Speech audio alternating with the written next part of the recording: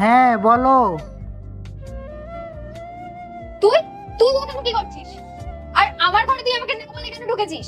মা আমার খুব জোরে খিদে পেয়েছে। এইবার আমার লাস্ট টাইমের বেটিকে খাবার মুখে তুলে দিতে হবে। কাল রাতে ফ্রিজে খাবার রাখা আছে, গিয়ে খেয়ে নে।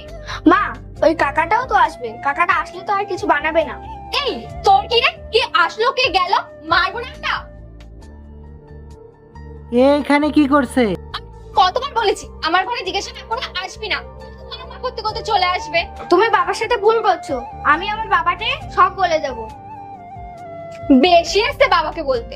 ও এই বয়সে একটু বেশি বকে না? ঠিক বলেছো তুমি, কোনদিন একটু পিরনি দিতে হবে, তারপরে সব ঠিক হয়ে যাবে। এই সব ছাড়ো, তুমি বলো তোমার এত দেরি হলো কেন? কি বলবো, ঢাকায় এত জ্যামে আমি আটকে পড়ে গেছিলাম, তাই দেরি হয়ে গেল। কোনো সময় আমার এত ভয় লাগে না, পূজা যদি ওর বাবাকে সব বলে দেয়। আরে তুমি এত টেনশন নিচ্ছ কেন? তোমাকে তো আমি ভালোবাসি। ও কি তোমাকে ভালোবাসে? তোমাকে কেয়ার করবো আমি। কিন্তু আমরা তো ওর টাকাতেই মজা করছি না, ও যদি জেনে যায় তাহলে তো সবই শেষ হয়ে যাবে। আরে তুমি বেকার টেনশন করতেছো। ও যদি তোমাকে ছেড়ে দেয় আমি তো আছি, আমরা দুজন একসাথে থাকবো। ঘুম হলে এবার ওঠো।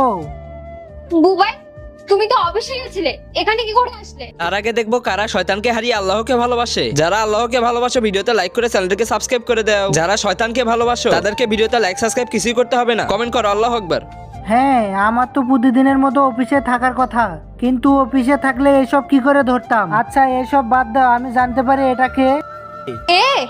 এ তো আমার বন্ধু, তোমার সাথে দেখা করতে এসেছিল। কি বললে তুমি? তোমার বন্ধু?